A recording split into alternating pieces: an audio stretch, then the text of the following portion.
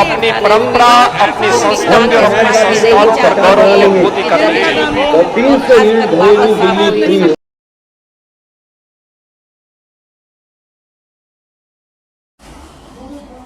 आजमगढ़ की 10 विधानसभा सीटों की क्या है वर्तमान स्थिति, किसको कौन दे रहा है कांटे की टक्कर, चलिए आपको बताते हैं वोटिंग से ठीक एक दिन पहले का हाल।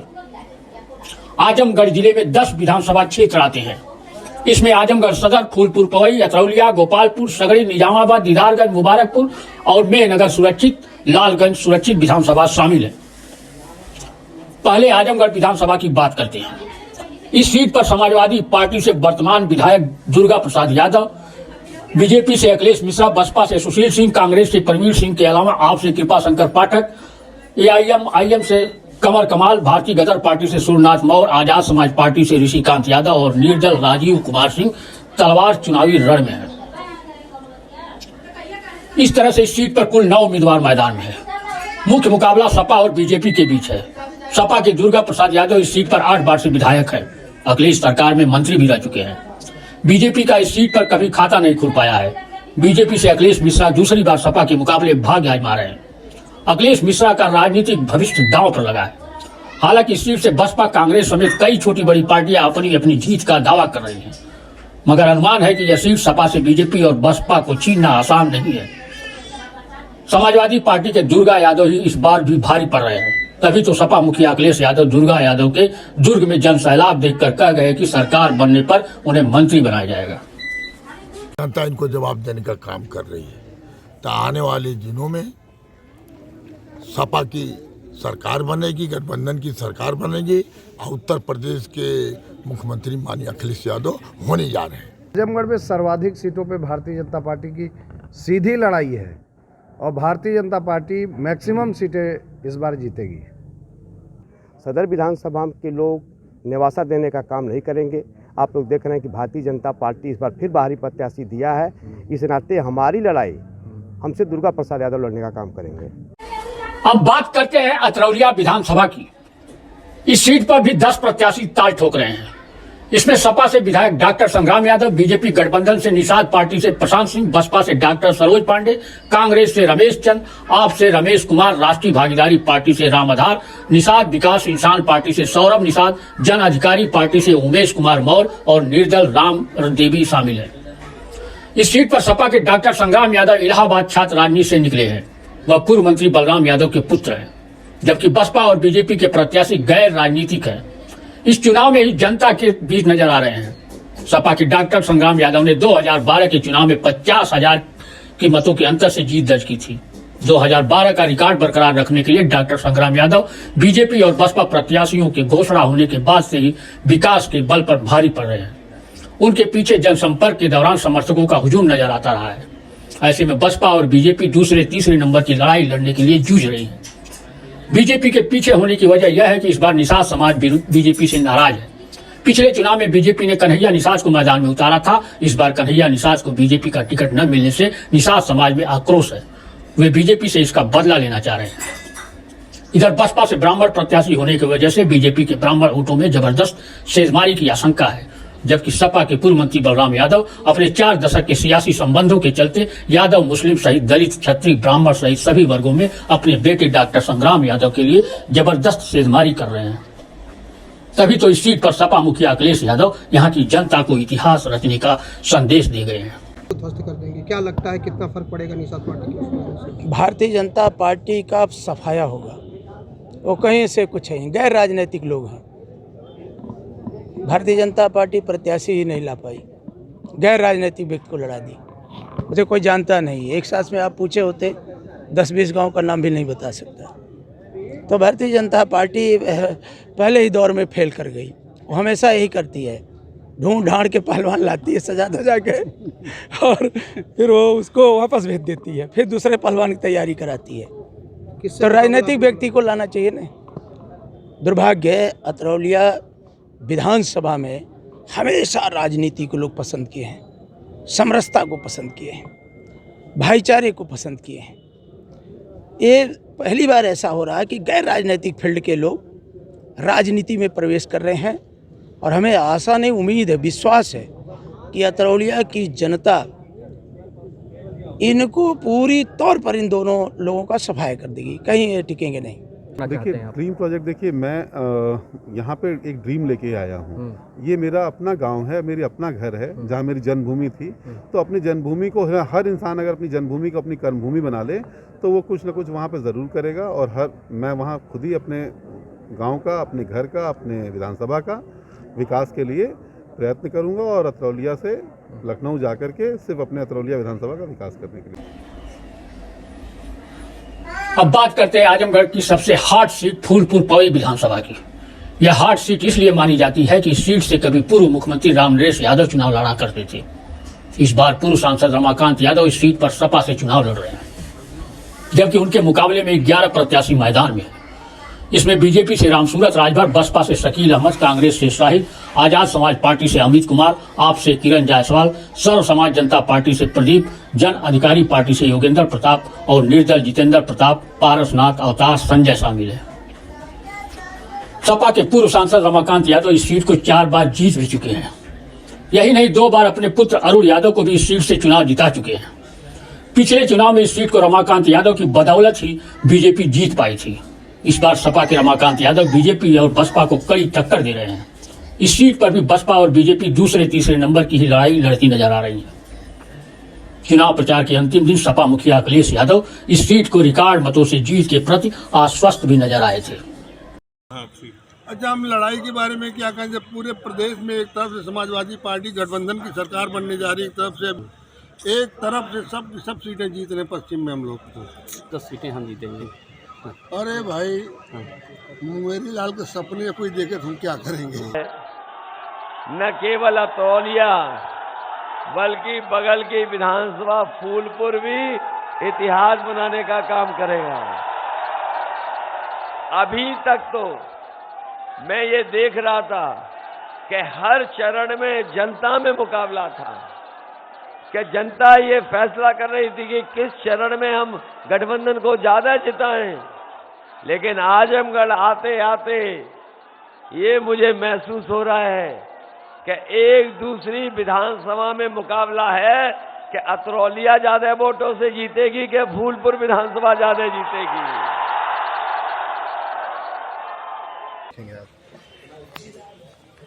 हमको विश्वास है कि अगर इस प्रदेश में बहुजन समाज पार्टी की सरकार बनती है और हमारी नेता बहन कुमारी जी मुख्यमंत्री जी बनती हैं, तो इस पूरे फूलपुर पवई ही विधानसभा ने पूरे प्रदेश का एक बार चौमुखी विकास होगा। वो क्या लगता है जीत का दावा तो ये बता दें कि 10 तारीख जीत को लेकर आप कितना आश्वस्त हैं? मैं 100% आश्वस्त हूँ। अगर आप चुनाव अब बात करते हैं मुस्लिम बहुल मुबारकपुर सीट की। इस सीट पर 13 प्रत्याशी चुनाव मैदान में है।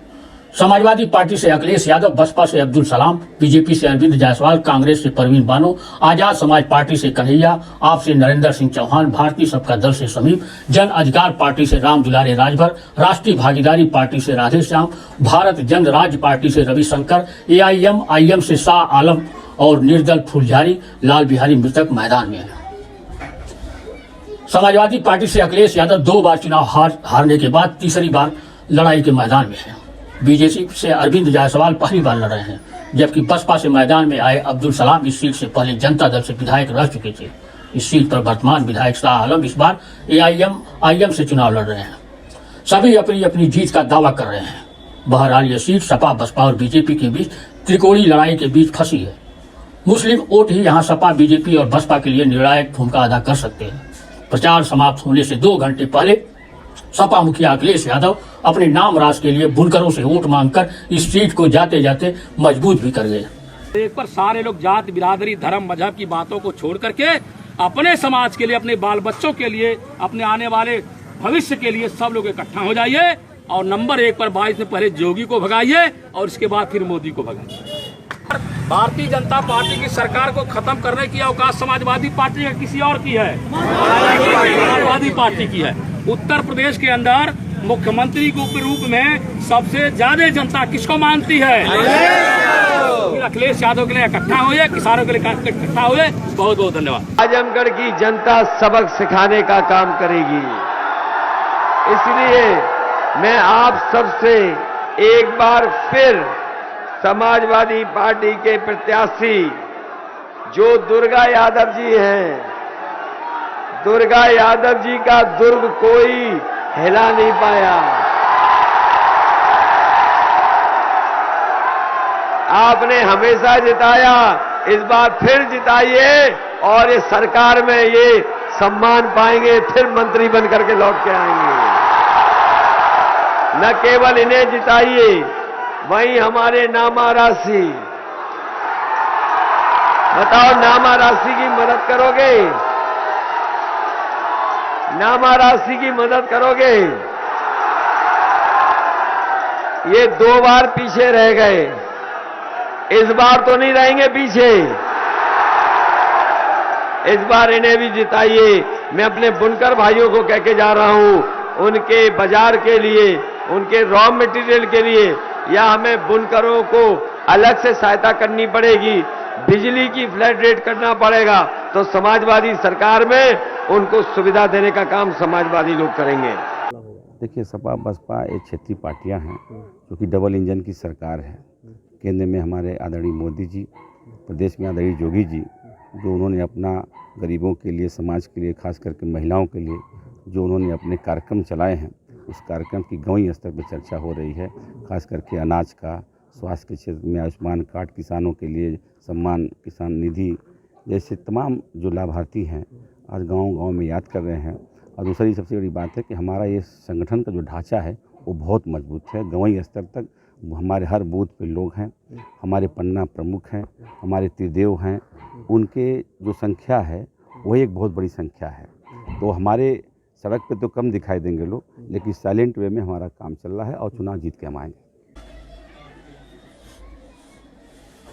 अब निजामाबाद सीट की बात करते हैं। इस सीट पर सपा के वर्तमान विधायक आलम बदी आजमी को घेरने के लिए 5 यादव प्रत्याशी मैदान में हैं। बीजेपी, बसपा, कांग्रेस ने यादव कार्ड खेला है और ये तीनों नए चेहरे हैं। बसपा से डॉक्टर पीयूष यादव, बीजेपी से मनोज यादव और कांग्रेस से अनिल यादव मैदान में हैं। इसके अलावा जितेंद्र सीपीआई, अख्तर अली आजाद समाज पार्टी, अब्दुल रहमान अंसार AIM, अरशद बहुजन क्रांति पार्टी, मार्क्सवाद सहरयार, मोहम्मद सादिक आप, शाह कमर राष्ट्रीय जनतांत्रिक भारत किसान पार्टी, सुनील कुमार यादव राष्ट्रीय तीसरा विकल्प पार्टी और राजमणि मिश्रा, राजीव यादव निर्दल हैं। पिछले चुनाव में सपा के आलम बदी आजमी 18,000 से अधिक मतों के अंतर से इस सीट पर चौथी बार जीत दर्ज की थी। आलम बदी आजमी की पिछली जीत के अंतर को पार कर निकल पाना बसपा और बीजेपी के लिए आसान नहीं है। अब बात करते हैं गोपालपुर विधानसभा सीट की। इस सीट पर भी सपा के वर्तमान विधायक नफीस अहमद को घेरने के लिए 3 यादव और 2 मुस्लिम सहित 10 प्रत्याशी मैदान में हैं। इसमें बसपा से रमेश यादव, बीजेपी से सत्येंद्र राय, कांग्रेस से मिर्जा साने आलम, आप से सुनील कुमार यादव, नैतिक पार्टी से सुभाष, मुन्ना लाल राष्ट्रवादी जनवादी मंच, अब्दुल्ला AIM, योगेंद्र विकासशील इंसान पार्टी, मनोज कुमार बहुजन मुक्ति पार्टी और मित्र सेन निर्दल मैदान में है। इस सीट पर सपा और बसपा के बीच में ही लड़ाई है। इन दोनों दलों की जीत के पीछे यादव वोट ही निर्णायक भूमिका अदा कर सकते हैं।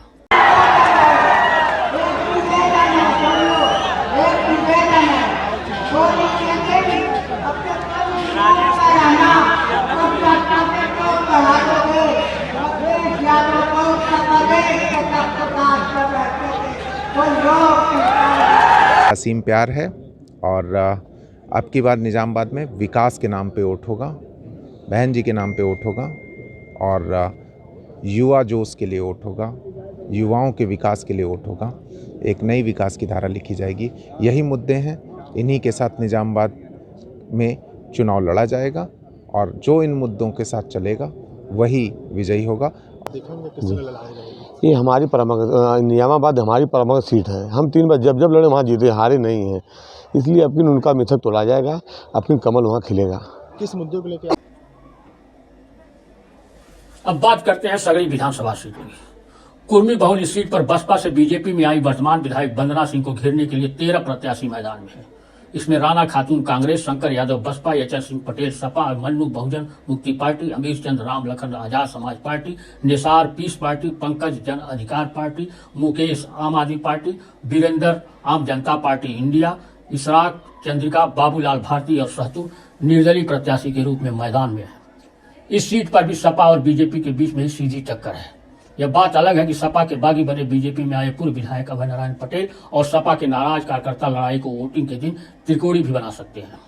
कि आप समाजवादी की सरकार बनाइए, माननीय मुख्यमंत्री की सरकार बनाइए। मैंने बहुत से अपने मैनिफेस्टो में वादे किए हैं और वो जो वादे करते हैं उसको अक्षरशः पालन करते हैं। स्नेह और आदर पर खरा उतरूंगा और 5वीं बार मुख्यमंत्री बनाने की दिशा में परिश्रम करूंगा। और भारतीय जनता पार्टी में भी मुझे भरपूर सम्मान मिला है। ये परिवार है, परिवार ने हमें जगह दी है और हम परिवार के विश्वास पे खरे उतरने का काम करेंगे। अब बात करते हैं दीदारगंज विधानसभा की।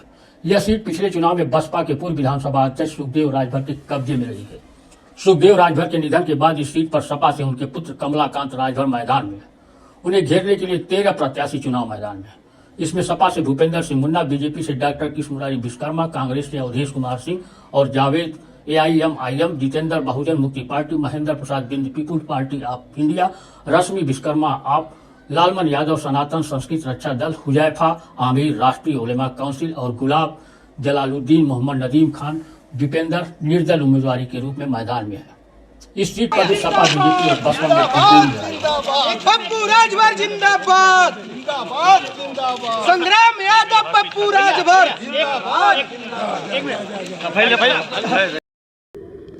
देखिए, काम विकास ही चुनाव का मुद्दा होता है। मेरा तो वही मुद्दा है।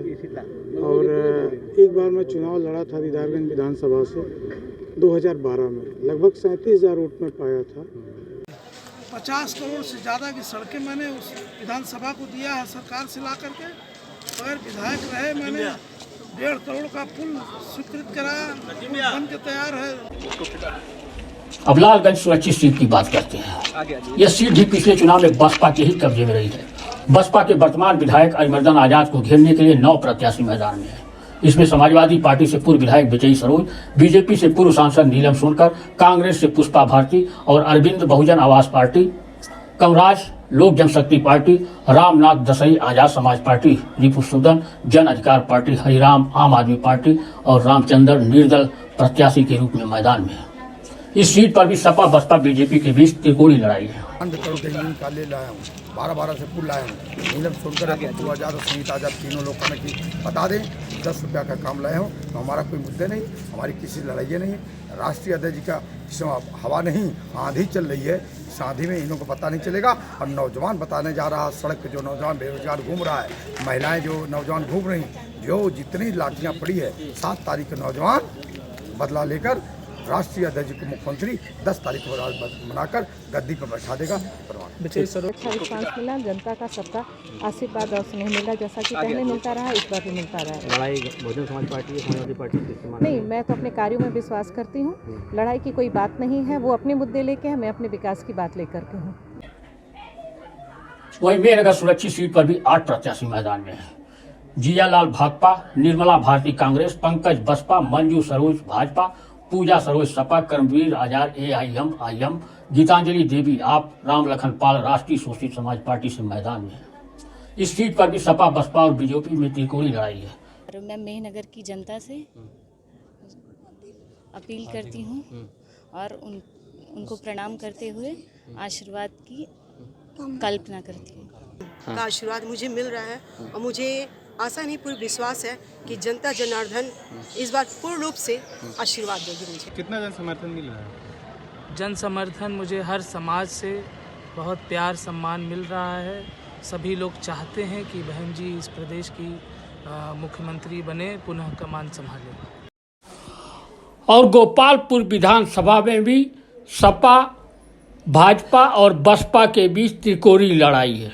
मुकाबला तो किसी से नहीं है, क्योंकि आज की तारीख में पूरा उत्तर प्रदेश समाजवादी गठबंधन को बहुमत की सरकार देने जा रहा है। माननीय अखिलेश यादव जी के लिए सभी वर्ग, सभी लोग का प्यार मोहब्बत मिल रहा। सब ने उनको ये मान लिया है कि 2022 के 10 मार्च को उन्हें बहुमत की सरकार बनाकर मुख्यमंत्री बनाना है। सपा से, भाजपा से, बीजेपी से कितना फाइट मानते हैं? कितना फाइट मानते हैं आप बीजेपी से? बहुत दूर। सपा को लड़ाई में नहीं मान रहे क्या?